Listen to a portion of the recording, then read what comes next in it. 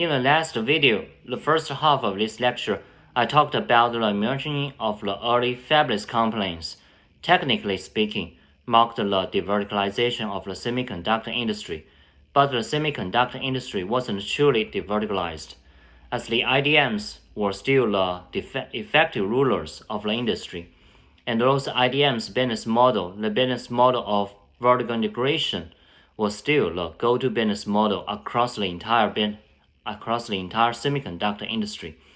And in this video, the second half of this lecture, I will talk about the effective deverticalization of the semiconductor industry, the event that symbolized the beginning of the effective deverticalization of the semiconductor industry is the founding of the first pure-play semiconductor foundry, Taiwan Semiconductor Manufacturing Company, or otherwise known as TSMC, and which also remains the largest semiconductor foundry to this day. TSMC's founder is the well-known Morris Chang, a naturalized American citizen of Chinese origin.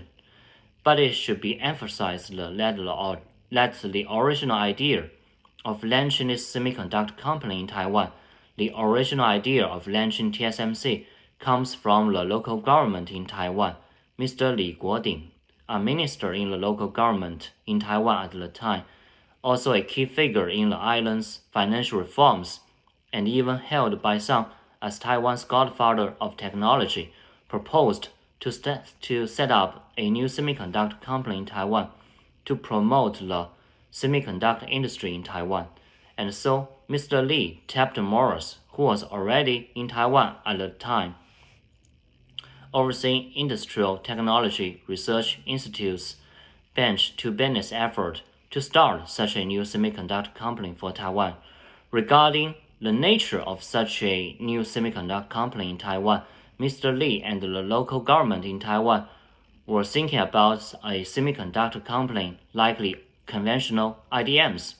But Morris had a different idea, and this is what his first major accomplishment in Taiwan was, not coming up with the idea of starting a new semiconductor company in Taiwan, but to come up with a novel nature for this new semiconductor company in Taiwan, so-called the new concept of pure-play semiconductor foundry. So a natural question then is, how was he able to do so, to come up with such a new business model at the time? Well, he was already a semiconductor veteran before arriving in Taiwan, having spent nearly 30 odd years in the semiconductor industry in the States, and once holding the title of head of IC operations at Texas Instruments and chief operating officer at General Instrument, position ranked only under the CEO at both TI and GI, and as a high-ranking executive at the US semiconductor companies, he was in a very unique place to make some very in-depth observations. And he had noticed that many engineers in the established US semiconductor companies wanted to venture out to start their own companies, but didn't. Actually, they couldn't in many cases, mainly due to the very high financial barrier of building and operating a fab. And meanwhile, the pioneering fabless industrialists who set up their semiconductor startups without having to put together a burdensome capital for fab construction and operation struggled badly when seeking the IDM's fab services, due to the fabless and IDMs are at heart frenemy to each other, having different or even conflicting long-term interests. So, Morris, armed with this valuable insight, one consideration is for this new semiconductor company in Taiwan to meet the underserved needs of the infinite fabless industry in a way that is also completely free from conflicts of interest, free from any and all conflicts of interest, free from actual as well as perceived conflicts of interest in front of the fabless industry, and hopefully this would help the fabless industry maturing or even thriving, and could in turn carve out a stable and growing market for TSMC, Another major consideration is that the international standing of Taiwan's design capability wasn't as high as the international standing of Taiwan's manufacturing technology at the time.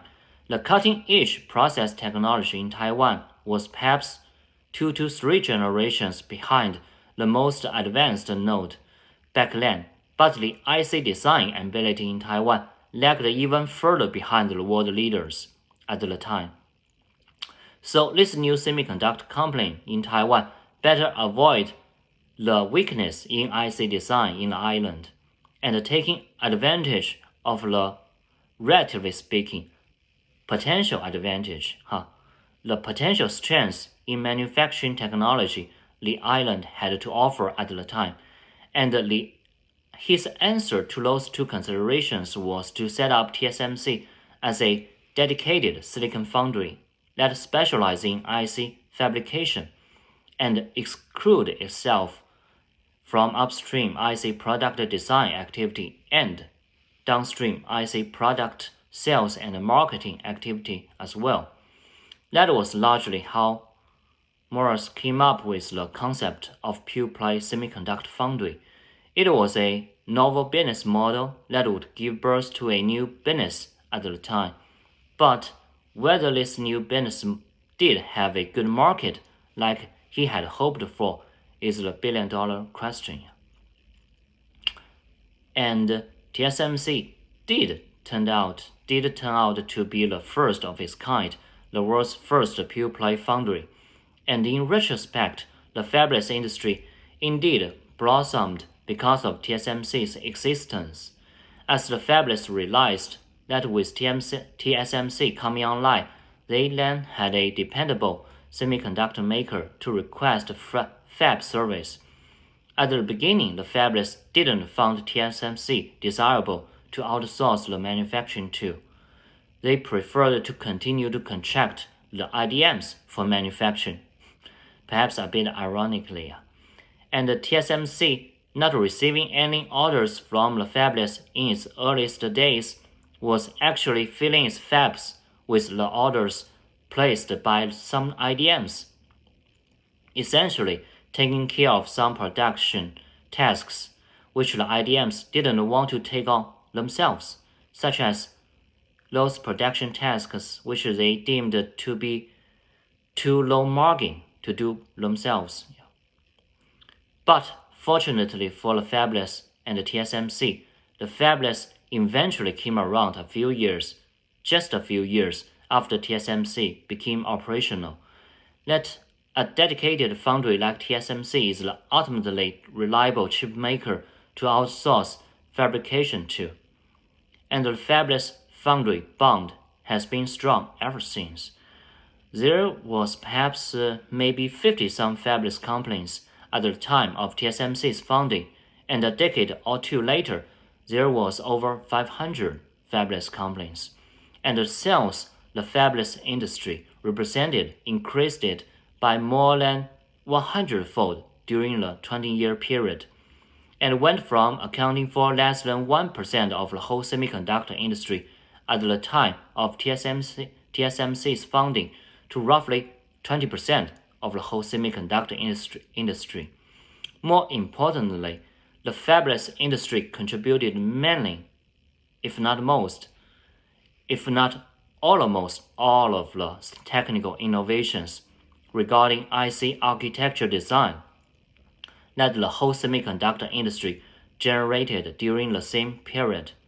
It's just like what Gordon Campbell, a pioneering fabless semiconductor industrialist, once said, quote, "The fabless industry contributes about 20% of the volume, but if we use the classical 20-18 rule, while we contribute 20% of the volume of the semiconductor industry, we contribute 80% of the innovation," end of quote.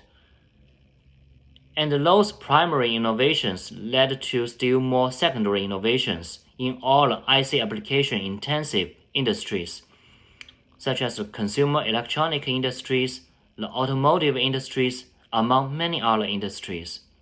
In other words, TSMC's technology TSMC's technology and service helped directly and indirectly unleashed an enormous amount of innovation. And this explosion of innovation fundamentally transformed the modern lives as people know it. So in my opinion, TSMC's success largely comes down to two principles it has been following in setting itself up and conducting its business. Of course, sustained technological innovation and high-quality manufacturing matter. Of course, they do. Yeah. As is the case with any technology companies in the hardware space. But other than those two factors, the two principles TSMC is strictly adhering to is its key competitive advantage, in my opinion. Yeah. The first principle I would describe as TSMC is always on the same side as its customers. By this, I mean that TSMC would only collaborate with its customers and it would never compete against them in their marketplace.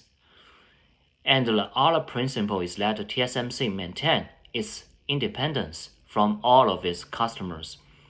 And those two principles are in some sense in TSMC's DNA, as they are somewhat built into the pure play foundry business model TSMC pioneered and settled down on.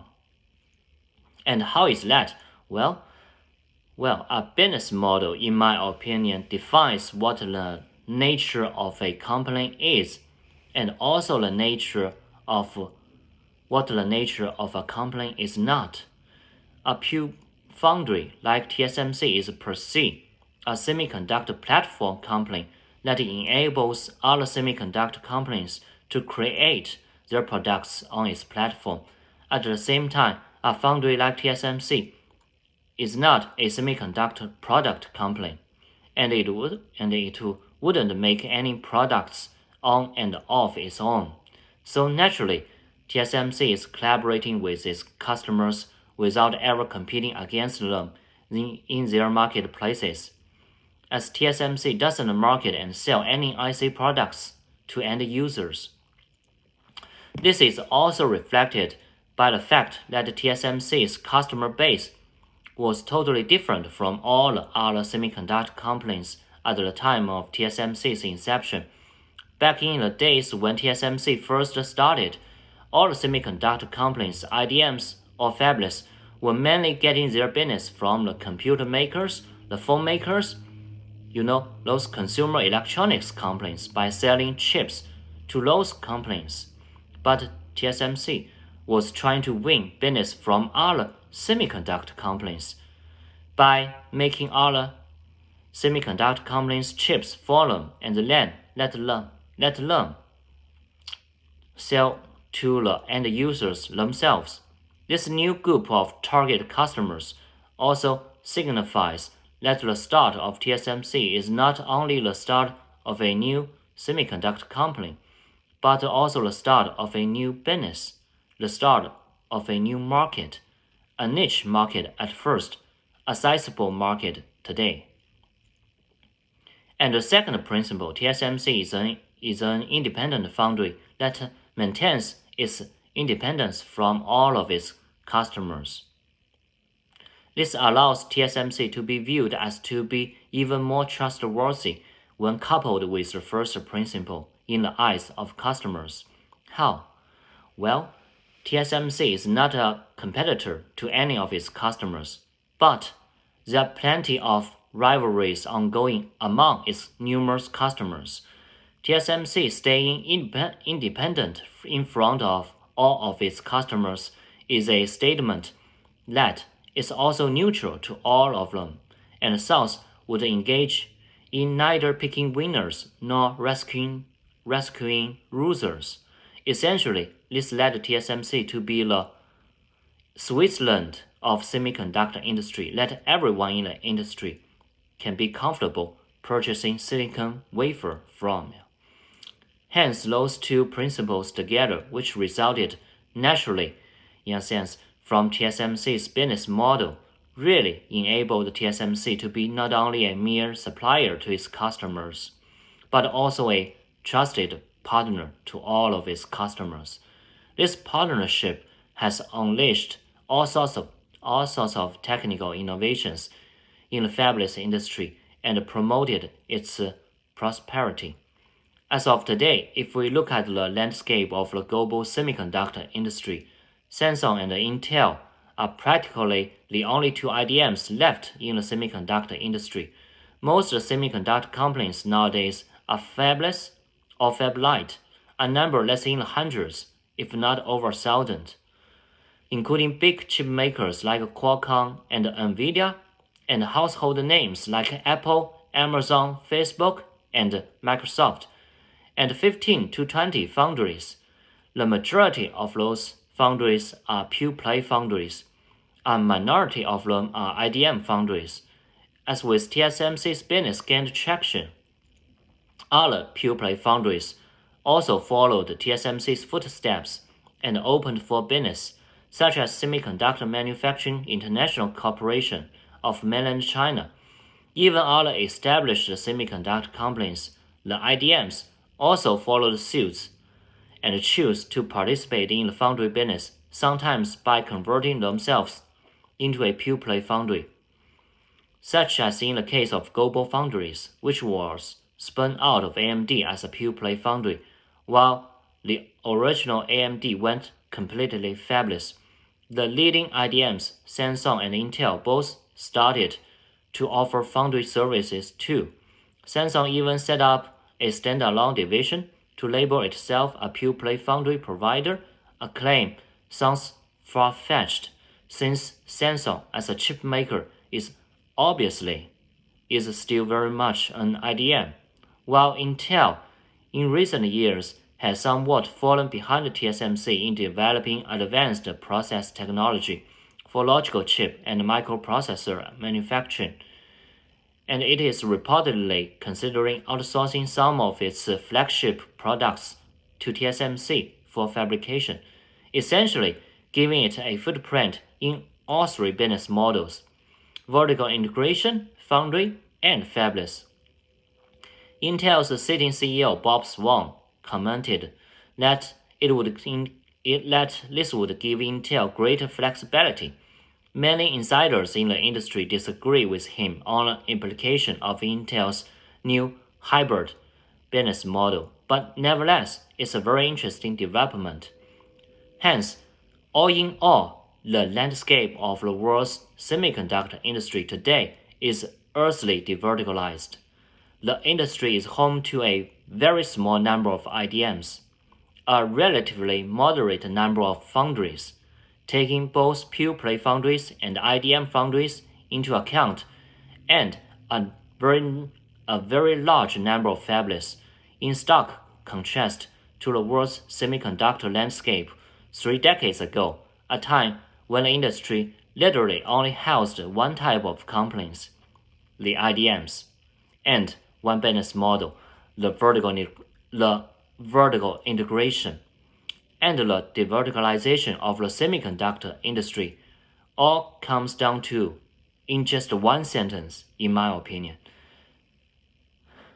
the emergence of the fabless companies initialized this industrial revolution, and the founding of TSMC and in turn the foundry industry realized this industrial revolution.